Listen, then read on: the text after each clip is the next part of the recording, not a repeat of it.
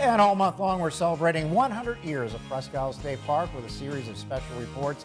This year marks 100 since it officially became a state park.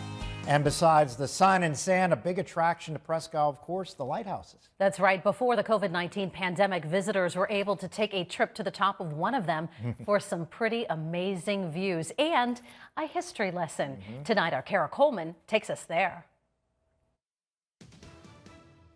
It may be the best seat in the house if breathtaking views of Presque are what you came for. When you see this mark, not only do you know where you are within the park, you're about ready to, you're in Erie, Pennsylvania. But it gives more than a panoramic view of the peninsula. The Presque Lighthouse is also considered one of the area's most treasured historic sites, watching over the water near Beach 9 since the 1870s. The need for it really was to warn mariners in the 1800s of the peninsula.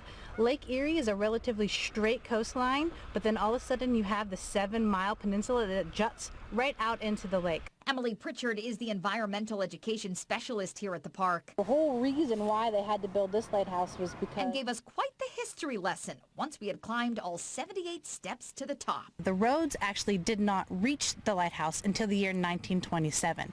Up until that part, there wasn't very many visitors to this lighthouse. However, that year, right as soon as the road reached the lighthouse, visitation skyrocketed. Fast forward to 2014 and another visitation boost. The lighthouse was taken over by a nonprofit organization, was renovated and open to visitors. You can see the landline house from here. And while the Presque Lighthouse may be the one most lighthouse enthusiasts come to see, there's an added bonus elsewhere in the park. The North Pier light was originally built in the year 1830, not the same light that we're looking at right now. That would have been a wooden one.